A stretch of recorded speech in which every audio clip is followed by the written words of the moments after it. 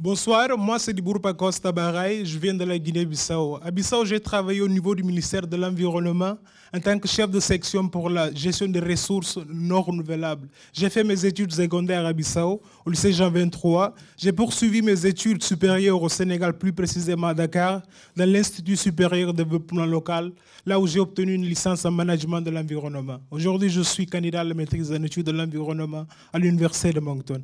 Eh bien, à l'Université de Moncton, j'ai acquis des compétences que je mettrai au profit du ministère de l'Environnement, et ce, une fois de retour à Bissau. Ces compétences reposent principalement sur mes capacités à réaliser des études d'impact environnemental et social, à planifier et mettre en œuvre des activités d'éducation environnementale en vue de sensibiliser les populations sur les enjeux environnementaux, rédiger des projets de recherche portant sur l'analyse interdisciplinaire des problématiques environnementales telles que les impacts des changements climatiques, la disparition des espèces animales et végétales et la gestion des écosystèmes urbains. À l'heure actuelle, je suis en train de finaliser mon projet de thèse qui porte sur l'agriculture urbaine et le développement durable, les impacts socio-économiques et environnementaux, le cas du maraîchage à Bissau.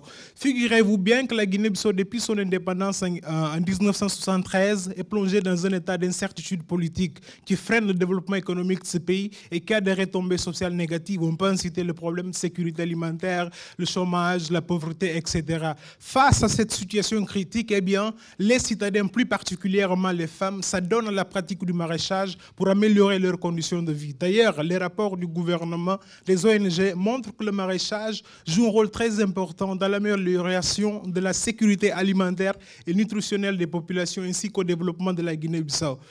Toutefois, en faisant une revue de littérature détaillée, on s'est rendu compte qu'il y a très peu d'études qui s'intéressent à l'analyse des impacts socio-économiques et environnementaux du maraîchage ainsi qu'à la question de son intégration dans les politiques publiques. C'est pourquoi nous avons jugé important de réaliser cette recherche pour actualiser les données qui se rattachent. Dit autrement, cette recherche a pour objectif de documenter la pratique du maraîchage tout en démontrant dans un premier temps comment le maraîchage peut contribuer à l'amélioration de la situation socio-économique et environnementale de la Guinée-Bissau. Dans un second temps, comment le maraîchage peut être intégré dans les politiques publiques afin de permettre à ce que le gouvernement, les ONG puissent obtenir des outils sur lesquels ils peuvent s'appuyer pour tout simplement promouvoir la pratique du maraîchage en tant que stratégie de développement durable. Cette photo résume mon séjour au Canada, la solidarité professionnelle et sociale. Merci.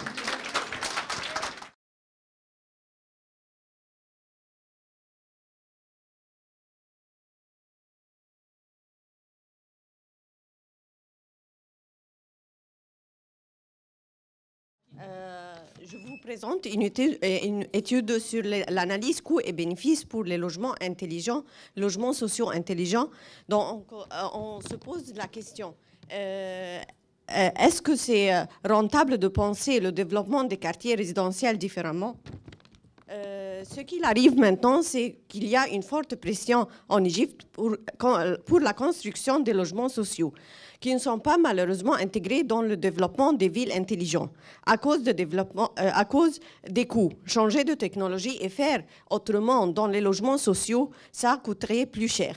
On a fait un modèle de bâtiment intelligent, bâtiment résidentiel intelligent qui comprend des micro-générations de l'énergie, compteurs d'électricité, gaz, eau, et réseau local et moniteur, qui aident à la diminution de consommation de l'énergie et diminuer les coûts de gestion des infrastructures pour le gouvernement. Évidemment, il y a des coûts pour appliquer ces technologies, qui fait que l'État est souvent un peu réticent à changer la méthode de développement des quartiers, surtout pour les logements sociaux, parce qu'il est plus coûteux. Et la question maintenant, est-ce que les bénéfices qui pourraient être générés par l'implantation de technologies pareilles vont être supérieurs aux coûts ou non? Il faut évaluer premièrement les coûts. Les coûts, c'est une chose directe. Tout le monde sait combien ça coûte un compteur intelligent. Mais la difficulté était de déterminer les bénéfices et traduire les bénéfices d'une certaine technologie dans un terme monétaire qu'on peut comparer avec les coûts. on a utilisé les informations de littérature pour calculer les montants moyens qui pourraient présenter les bénéfices. Et ensuite, on a fait une comparaison entre les coûts et les bénéfices. Nos résultats montrent qu'il y a des coûts qui sont générés et qui sont liés à ces projets-là. Mais les bénéfices individuels pour les 4 types de technologies sont supérieurs du coût pour un projet de durée de vie de 20 ans.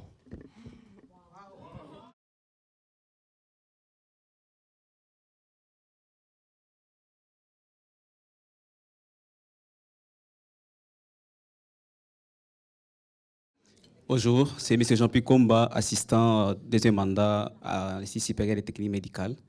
Et je vous présente mon projet et mon parcours.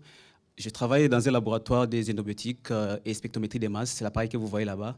Un appareil de pointe qui est utilisé en pharmacologie ou en biologie moléculaire d'une manière générale pour identifier de nouvelles molécules capables de poser des diagnostics et de traiter des maladies, entre autres maladies cardiovasculaires.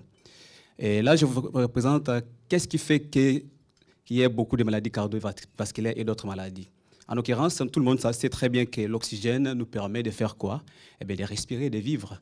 Ça, c'était notre face. L'autre face, c'est l'oxygène permet l'accélération des processus qu'on appelle le stress oxydatif. Donc, tout et chacun de nous ici, on nous a parlé des stress, et les stress entraînent beaucoup des incapacités.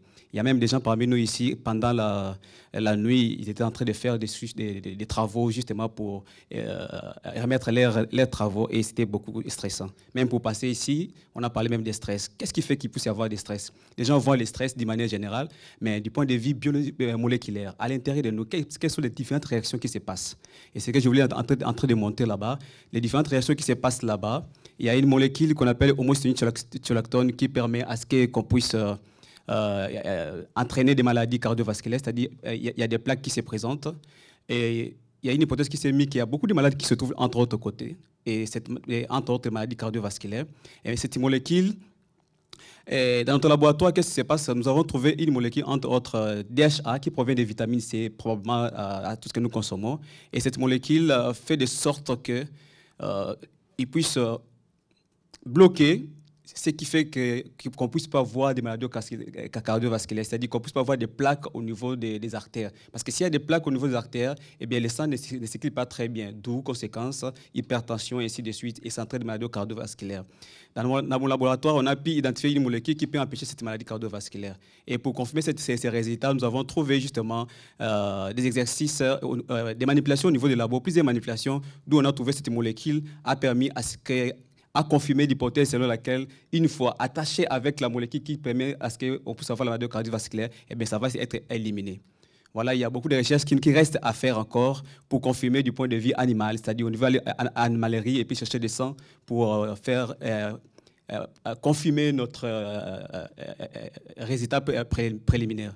Là, c'était justement ma présentation. Et de l'autre côté, cette technique m'a permis justement, les capacités que j'ai acquises, ça m'a permis d'identifier des différentes molécules du point de vue moléculaire qui peuvent identifier des maladies cardiovasculaires. Et il y a beaucoup de choses à faire compte tenu de ce que je vais retrouver par rapport à mon projet, et ça me permet de déterminer les maladies cardiovasculaires. Merci beaucoup.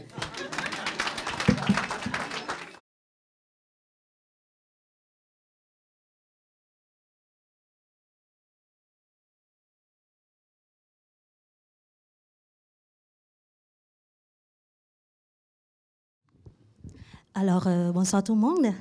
Moi, je m'appelle Singh, originaire du Vietnam. Je suis étudiante au doctorat en didactique des langues à l'Université de Montréal. Et dans mon pays, j'étais enseignante de français langue étrangère dans un lycée avec 4 ans d'expérience.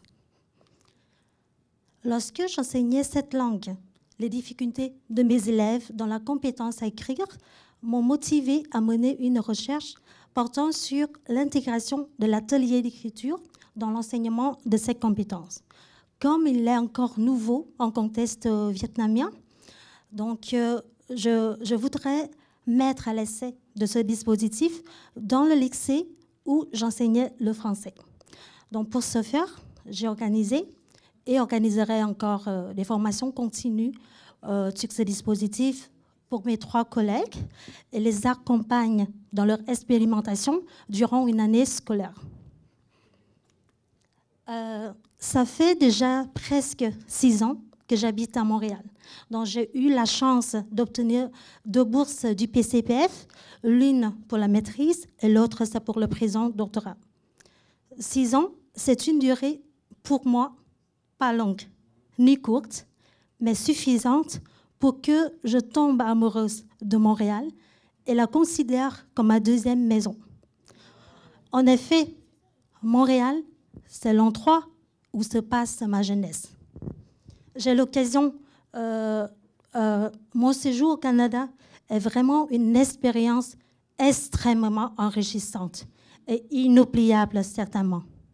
Okay. J'ai l'occasion de découvrir le Canada, un pays si paisible, ses beautés, sa diversité culturelle, d'étudier dans un système éducatif connu du monde par sa qualité d'enseignement remarquable et de travailler avec des Canadiens qui sont vraiment sympathiques, ouverts et très impliqués dans les études ainsi que dans le travail.